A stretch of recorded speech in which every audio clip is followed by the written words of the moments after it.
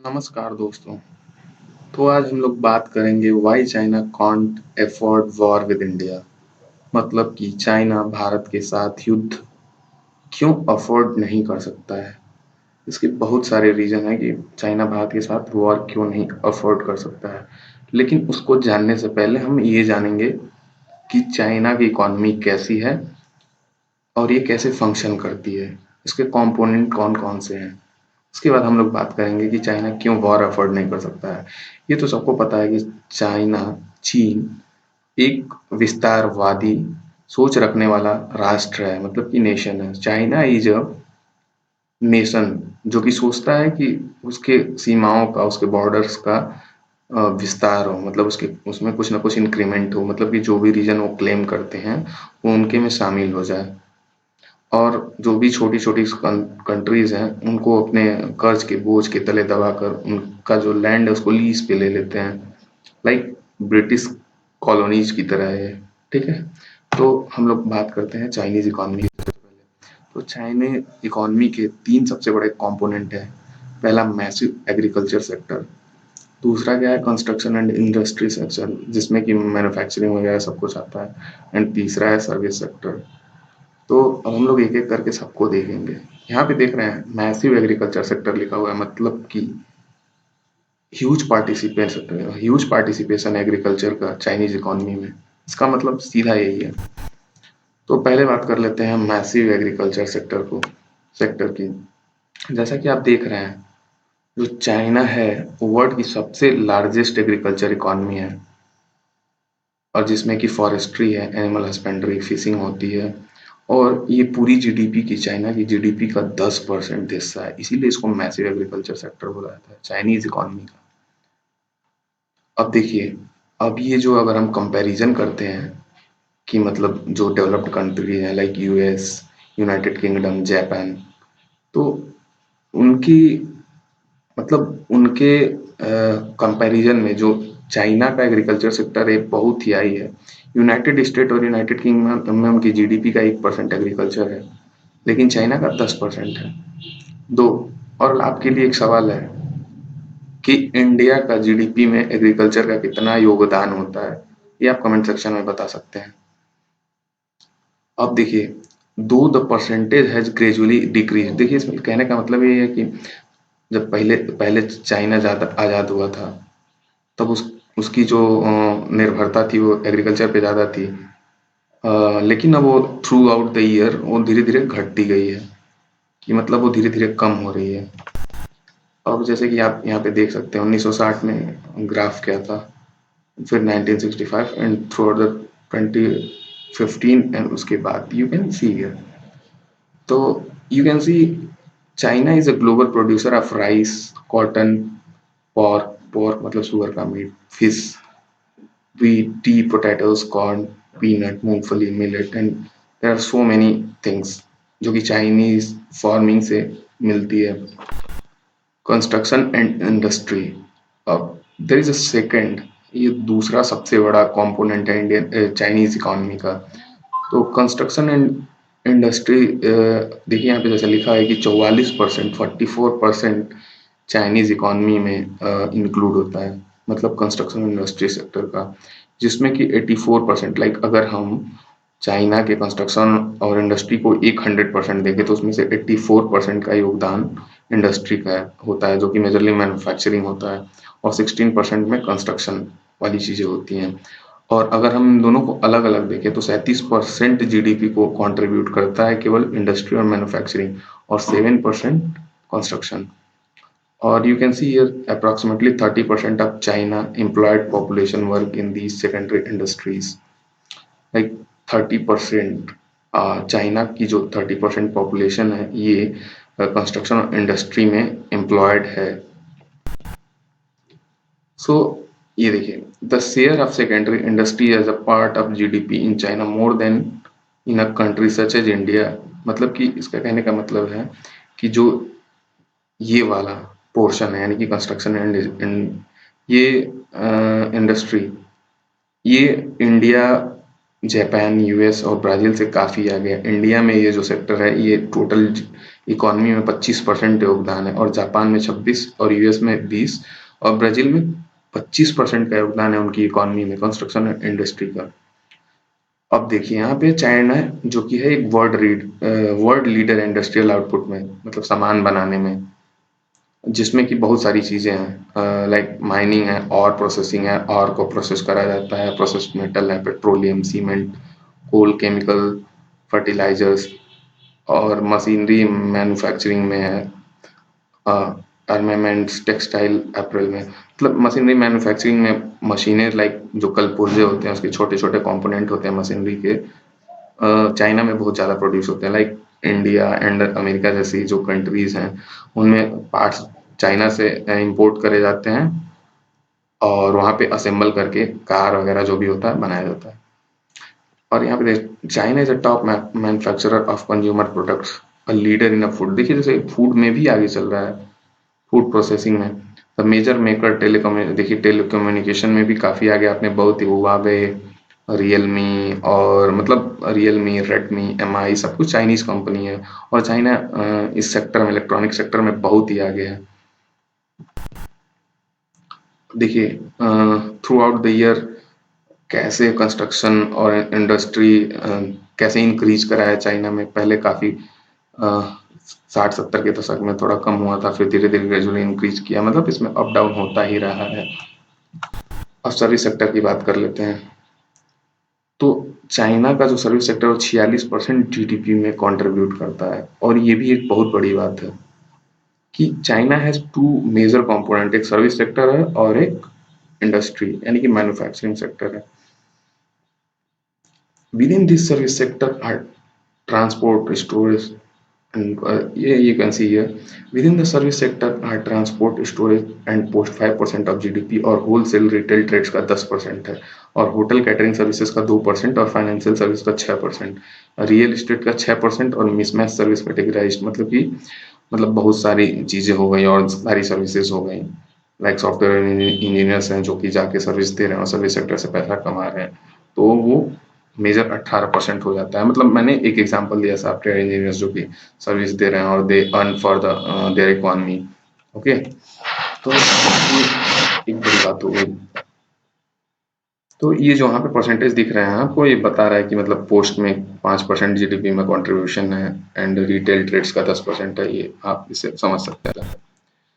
अब देखिए China focus on manufacturing lift the service sector, मतलब कहने का बस यही मतलब है कि सबसे पहला चाइना मैन्युफैक्चर करता है, मैन्युफैक्चरिंग हब है, उसके बाद सर्विस सेक्टर पे बहुत ज़्यादा फोकस कर रहा है। The service sector shares GDP in China much lower than countries like US. अब यहाँ जो कि है सर्विस सेक्टर में जो चाइना है वो यूएस, जापान, ब्राजील और इंडिया से पीछे आता है, क्योंकि यूएस की इकोनॉमी में 79% कंट्रीब्यूशन सर्विस सेक्टर का है, और जापान में 73, और ब्राजील में 69, और इवन इंडिया से भी पीछे है सर्विस सेक्टर में चाइना, जो कि 57% है इंडिया का।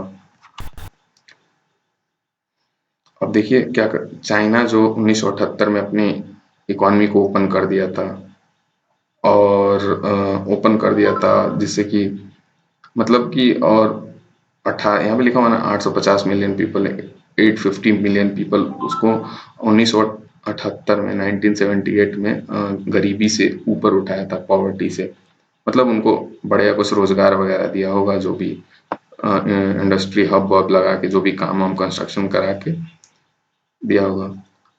अब today China is an upper middle income country, मतलब कि अपर मिडिल कंट्री, मतलब एक होता है ना कि मिडिल क्लास फैमिली, फिर अपर मिडिल क्लास, तो अपर मिडिल क्लास यानी कि दे आर सर कोई, मतलब जैसे होता है कि इंडिया में क्या होता है कि एक मिडिल क्लास होता है जिसमें कि लोग प्राइवेट जॉब वॉब करते रहते हैं, मतलब अपनी जीविका बढ़िया से चलाते हैं, उनका घर बार बढ़िया होता है, गाड़ी बड़ी होती है। लेकिन एक अपर मिडिल क्लास होता है जिसमें कि सरकारी नौकरी होती है, थोड़ा सा उनसे जो विलासिता होता है उनका ज़्यादा होता है, प्रॉपर्टी ज़्यादा होती है। तो ये इस तरह चाइना इस तरह की कंट्री है। अब इस जीडीपी का कर्व देख सकते हैं कि कैसे मैसिवली इंक्रीज करा है। 2002 के करीब, 2003 के बाद से जो मैसिव इंक्रीज हुआ है चाइनीज इकोनॉमी में, जो कि 14 ट्रिलियन तक पहुंच चुका है। तो ये चाइना के लिए बहुत ही ये हुआ, ये काफ़ी रिफॉर्म्स करे हैं चाइना ने अपनी कंट्री में, पूरा ओपन मार्केट बना दिया है, इंपोर्ट एक्सपोर्ट को काफ़ी तक हद तक उन्होंने पूरे विश्व के लिए खोल दिया है। तो जिसके बाद से एक चाइना एक मैसिव इकोनॉमी हो गई, और सबको पता होता है जिसके पास पैसा है उसके पास पावर है। तो चाइना जो ये हरकतें करता रहता है, ये बस इसी की बदौलत करता रहता है, पैसे की बदौलत। अब हम इंडिया और चाइना के बायलैटरल ट्रेड के बारे में बात कर लेते हैं। तो 2018 imports from China grew by 12.89%, जो कि जो इंडिया में इंपोर्ट होता है चाइना का सामान, वो 12.89% इंक्रीज बढ़ा, जो कि हो गया $76.87 बिलियन। और जो एक्सपोर्ट एक्सपोर्ट है वो 12.21% बढ़ा, और 12 जो कि 76.87 बिलियन के करीब पहुंच गया। The trade deficit widened to 58.04 million. मतलब कि अगर यहाँ पे थोड़ा सा स्लाइड में गलती हो गई है, तो यहाँ पे आप जब इसको माइनस करोगे तो क्या होगा कि जो इंडिया को ट्रेड डेफिसिट होता है वो 58.04 होता है, यानी कि अगर आप इसमें से माइनस करते हो तो कितना हो जाएगा, 3 और 8, और यहाँ पे हो गया तुम्हारा 2 और 2, यानी कि 22.87, यानी कि 22.87 इंडिया एक्सपोर्ट करता है। तो जो ट्रेड डेफिसिट हुआ इंडिया का $58.04 बिलियन का हुआ। तो खासकर इंडिया को ट्रेड डेफिसिट है यहाँ पे, तो चाइना को ऑब्वियस सी बात है, चाइना को प्रॉफिट होता है इससे। तो यहाँ पे ये देख सकते हैं ईयर वाइज कैसे ग्रोथ हुआ है इंडिया और चाइना के बायलैटरल ट्रेड्स का, इंपोर्ट्स का। यहाँ पे आप एक्सपोर्ट और इंपोर्ट का वो देख सकते हो। 2014 में इंडिया चाइना 16.41 का एक्सपोर्ट था, इंडिया करता था इतने बिलियन डॉलर्स का। फिर ये जो 2019 आते आते 16.32 का हो गया, मतलब यहाँ से तो घटा ही है, लेकिन बीच में यहाँ पे 18 हुआ है, फिर यहाँ पे घट गया है। यानी कि चाइना ने या तो फिर टैरिफ बढ़ा दिए हो, या टैक्सेस बढ़ा दिए हो, या इंडिया के जो भी सामान है उसकी डिमांड कम हो गई हो चाइना में। फिर इंपोर्ट्स की बात कर लेते हैं, और आप इंपोर्ट्स में देखेंगे थ्रू आउट द ईयर, जब से कि नरेंद्र मोदी जी सरकार में आए हैं, उस टाइम से भी जो ट्रेड है वो काफी बड़ा है, 54 से 76 आया, फिर 68 आया, यानी कि ओवरऑल इंक्रीमेंट ही हुआ है। मतलब इंडिया चाइना पे और भी डिपेंडेंट होता गया है।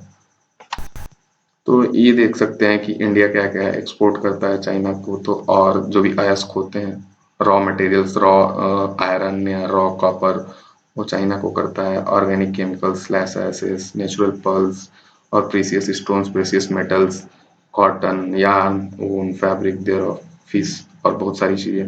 और क्या क्या इंपोर्ट करता है, मशीनरी वगैरह ही होंगी, न्यूक्लियर रिएक्टर्स, बॉयलर्स, और बहुत सारे पार्ट्स हैं। अब हम ये बात करेंगे कि इंडिया और चाइना के बीच ट्रेड डेफिसिट क्यों है। While flourishing trade has brought with it all advantages such as availability of low priced item in India। मतलब कहने का मतलब क्या है, अगर कोई सामान इंडिया में बनता है तो उसकी प्राइस काफी ज्यादा होती है, क्योंकि यहाँ पे लेबर लॉज उतने लूज नहीं है जैसे कि चाइना में है। वहाँ पे बंधुआ मजदूर की तरह काम कराए जा सकते हैं कंपनियों के द्वारा, और बहुत सारे उसमें जैसे वर्किंग आवर्स का होता है कि इंडिया में आप 8 घंटे काम करा सकते, इससे ज्यादा नहीं करा सकते। और कोई मिनिमम वेज भी तय है इंडिया में कि मिनिमम वेज आपको इतना ही देना है।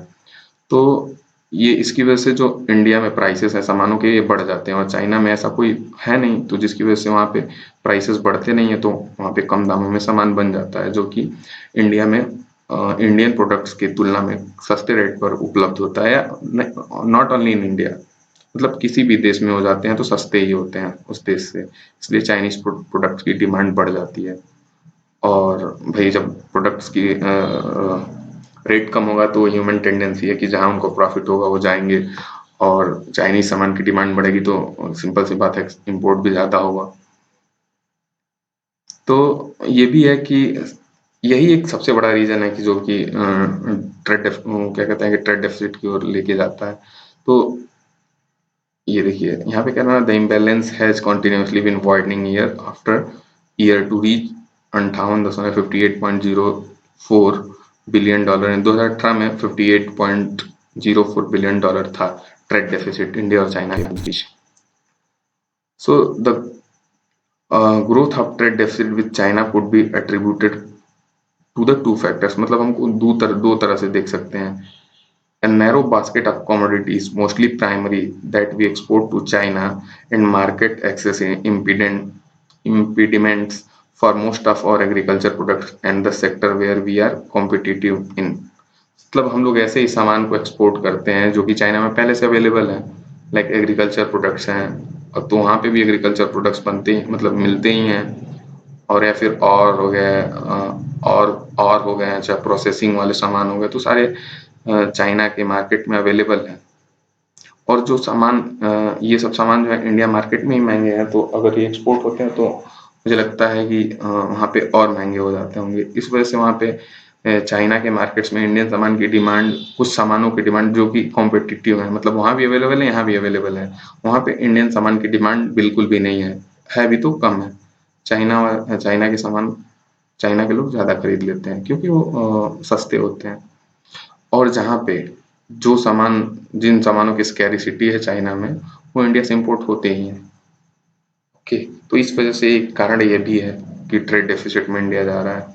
और यहाँ पे है कि और predominant export have consisted of cotton, copper, diamonds, natural James over the time. और ये क्या है कि जो भी कॉटन और कॉपर डायमंड्स जो भी जाते थे ओवर द टाइम, जो मटेरियल वेस्ट कमोडिटीज हैं उन ओवरशैडो हो गए, मतलब वहाँ पे उसकी डिमांड कम हो गई एक्चुअली। अब अब हम लोग बात कर लेते हैं कि क्यों चाइना इंडिया पे अटैक नहीं कर सकता। ठीक है, कौन से पॉइंट्स है जो चाइना के अगेंस्ट जाते हैं। तो यहाँ पे हम देख सकते हैं economic growth and the job market is largely dependent on the manufacturing and international trade. मतलब कहने का मतलब यही है कि जो चाइना का जो इकोनॉमिक ग्रोथ है उस जो लार्जली डिपेंडेंट करता है मैन्युफैक्चरिंग पे और इंटरनेशनल ट्रेड पे। ठीक है, और just because of corona crisis, the global recession and US trade war, Chinese economy is performing low. मतलब पहले से थोड़ा लो परफॉर्म कर रही है जब से कि कोरोना वायरस के लिए चाइना को जिम्मेदार ठहराया गया। पूरी वेस्टर्न कंट्री एक साइड हो गई हैं और ट्रेड वार शुरू कर दिए हैं चाइना के साथ। ठीक है, तो जो चाइना की फ्रेंडली कंट्री हैं वो तो ठीक है, लेकिन जो यूएस की फ्रेंडली कंट्री हैं, दे आर मतलब वो चाहती हैं, वो कम करती जा रही हैं ट्रेड जो भी है। और चाइना की जो मोस्टली लार्जली इकोनॉमी है और किस पे डिपेंडेंट है, इंटरनेशनल ट्रेड पे। तो ये एक रीजन है। अगर वो इंडिया पे अटैक करता है तो जो इंडिया के अलाइज हैं, जो भी वेस्टर्न कंट्रीज हैं, लाइक रसिया भी हो सकता है, रसिया के साथ भी चाइना की कुछ प्रॉब्लम हो जाए, तो वो अटैक नहीं करेगा इंडिया पे। इसकी रेपुटेशन खराब हो जाएगी और इनस्टेबल कंट्री दिखाई देने लगेगा, मतलब दुनिया को इनस्टेबल कंट्री दिखाई लगेगा। इंडिया तो दिखाई देगा ही, चाइना भी इनस्टेबल दिखाई देने लगेगा। और क्या कहते हैं कि और अब सीधी सी बात है, अगर कोरोना की वजह से जो भी उनके ऊपर हुआ है, जो उनकी इकॉनमी पे प्रभाव पड़ा है, तो उनसे उबरने के लिए वो इसको नहीं चाहेंगे कि ये दोबारा से आए। मतलब वो अगर करते हैं तो उनका जो रिवाइवल है वो खत्म हो जाएगा। रिवाइवल के चांसेस उनकी इकॉनमी के बिल्कुल ही खत्म हो जाएंगे। और देखिए, जैसा कि यहाँ पे लिखा है, China facing global blame for कोविड-19। और डब्ल्यू एच जो कि वर्ल्ड हेल्थ असेंबली थी, उसमें एक रिजोल्यूशन भी पास हुआ कि चाइना में एक इंडिपेंडेंट इन्वेस्टिगेशन हो। तो मेजॉरिटी कंट्री अगेंस्ट चाइना थी, तो जिसकी वजह से ये रिजोल्यूशन पास भी हो गया। तो ये एक नेगेटिव इमेज छोड़ता है चाइना का, जिससे कि बहुत सारे देशों का भरोसा उठ जाता है चाइना से, कि मतलब चाइना कुछ भी कर सकता है, तो हम उसके साथ व्यापारिक संबंध क्यों रखें। तो चाइना अगर इंडिया पे अटैक करता है तो उसका एक एग्रेशन दिखेगा। तो एग्रेशन दिखेगा तो जो जितने भी लोग होंगे वो धीरे धीरे, मतलब वो लोग सोचने लगेंगे कि चाइना डोमिनेट कर जाएगा हमारे ऊपर, तो धीरे धीरे अपना ट्रेड कम करना शुरू करेंगे। और चाइनी जो इकानमी जो इतनी तेजी से $14 ट्रिलियन पे पहुंची, वो धीरे धीरे नीचे आना शुरू कर देगी। तो अभी जो चाइना काफी ऊपर निकल चुका है, वो अभी क्राइसिस से भी गुजर रहा है, तो वो नहीं चाहेगा कि उसको जो रिवाइवल के चांसेस है, मतलब अपनी इकोनॉमी को दोबारा से रिवाइव करने के चांसेस है, वो खत्म हो जाए हमेशा के लिए। और ये भी बात है कि global strategic alignment is moving against China. मतलब ये पहले वाला हो रहा है, मतलब जैसे कि जो वर्ड है, मुझे लग रहा है कि दो धड़ों में बंटने वाला है, एक यूएस एंड अलाइज एंड एक चाइना एंड अलाइज। तो दोनों के बीच में ट्रेड वॉर चल रहा है, और तो मुझे उम्मीद नहीं है तृतीय विश्व युद्ध यानी थर्ड वर्ल्ड वॉर का, लेकिन ठीक है। और एक देखिए सबसे बड़ी बात यह है कि विश्व में मैक्सिमम कंट्रीज जो कि डेमोक्रेसी हैं, लेकिन चाइना क्या है, चाइना ने क्या करा, हांगकांग जो एक डेमोक्रेटिक इंडिपेंडेंट स्टेट था चाइना का, उसको हटा दिया, उसकी ऑटोनॉमी थी, उसका ऑटोनॉमी का स्टेटस खत्म कर दिया। ठीक है, तो ये भी एक डेमोक्रेटिक कंट्रीज में एक इशू है, कंसर्न है कि चाइना ऐसा कैसे कर सकता है। और ऐसी बात, और Indian arm forces well equipped in 2020, और ये तो इंडिया 1962 वाला इंडिया तो है नहीं। Indian arm forces are well equipped in 2020, मतलब जो इंडिया की इंडियन आर्मी है वेल इक्विप्ड है, और इंडिया की न्यूक्लियर पावर भी है, जिसके कारण चाइना और अवॉइड करेगा अटैक करना इंडिया पे। और इंडिया के जो एलाइज हैं, US, Japan, Australia and many more countries like Russia, तो वो सारे प्रेशर बनाने लगेंगे चाइना पे। तो चाइना की इकॉनमी हमेशा के लिए ध्वस्त हो जाएगी, और ध्वस्त हो जाएगी तो चाइना कभी उठ के खड़ा नहीं हो पाएगा। तो और एक मैं बात ये कहना चाहूंगा कि चाइना नहीं अटैक कर सकता है इंडिया पे। उसको पता है कि इंडिया एक न्यूक्लियर पावर है, और न्यूक्लियर पावर है, और इंडिया के पास विश्व की सबसे लार्जेस्ट आर्मी है, जो कि पैदल आर्मी होती है एंड जो ट्रकों बसों में चलती है। और इंडिया का जो एयरफोर्स है, नेवी है, वो भी मैसिव है, मैसिव और तगड़ा है। अगर चाइना क्लेम करता है, सबसे बड़ी बात है कि इंडियन आर्मी और इंडियन आर्म फोर्सेस के पास युद्ध लड़ने का, वॉर लड़ने का वो है, तजुर्बा है, लाइक एक्सपीरियंस है। उन्होंने कई बार मेजर मेजर वॉर्स जीते हैं और लड़े हैं। इंडिया पाकिस्तान 1960, मतलब कारगिल देख लीजिए, फिर बांग्लादेश को जब आज़ाद कराया तब देख लीजिए, और आए दिन पीओके पे होता ही रहता है। तो इंडियन आर्मी के पास बहुत ही सारा एक्सपीरियंस है, जिसकी वजह से इसके जीतने के भी चांसेस हैं। देखिए आपके पास बहुत सारा सामान होना, बहुत सारा हथियार होना, ये इम्पोर्टेंट नहीं है। आप उसको यूज कैसे करते हैं, आपकी स्ट्रेटेजी कैसी है, ये भी डिपेंड करती है। तो कभी चाइना हो सकता है कि युद्ध में जीत जाए, हो सकता है चाइना इंडिया से युद्ध में जीत जाए, वॉर में जीत जाए। लेकिन अगर चाइना इंडिया के 10 शहरों को ब्लास्ट करता है, खत्म करता है कंप्लीटली, तो इंडिया भी चाइना के 9 सिटीज को, स्टेट्स को कंप्लीटली ब्लास्ट करके खत्म कर देगा। मतलब जो कि चाइना का जो सपना है कि वर्ल्ड लीडर बनना, वो हमेशा हमेशा के लिए खत्म हो जाएगा। मतलब चाइना 100 साल पीछे चला जाएगा, इंडिया तो जाएगा ही, नो डाउट इंडिया जाएगा, लेकिन चाइना भी 100 साल पीछे चला जाएगा। और यूएस को एक मौका मिल जाएगा जो कि वो चाइना को, इंडिया के बहाने चाइना को कंप्लीटली फिनिश कर दे। जो कि जो चाइना है वो अमेरिका के पैरेलल आ रहा है, मतलब एक सुपर पावर बनने की कोशिश कर रहा है। तो उसका जो सपना है ध्वस्त हो जाएगा अगर वो इंडिया से वॉर करता है। तो बस यही सिंपल से पॉइंट है कि चाइना नहीं अफोर्ड कर सकता हुआ, उसे सुपर वर्ल्ड लीडर बनना है। और अगर वो इंडिया पे अटैक करता है तो इंडिया इतनी बड़ी कंट्री है कि वो उसे, इंडिया हार सकता है, हार सकता है। मैं नहीं मानता कि इंडिया हारेगा, लेकिन अगर हारता है तो भी वो चाइना को बहुत ज़्यादा नुकसान पहुंचाएगा, और फिर चाइना कभी खड़े नहीं हो पाएगा, और उसका सारा सपना चूर-चूर हो जाएगा। तो चाइना ये कभी नहीं चाहेगा। अगर आपको ये वीडियो पसंद आया हो तो लाइक, शेयर, सब्सक्राइब करिए। आपके नीचे जो रेड वाली बटन दिख रही है ना, उसे कैसे भी बस दबा देना है, आपको बस दबा देना है, और शेयर तो कर ही दो। और मुझे तो पक्का बताइए आपको ये पसंद आया ही होगा।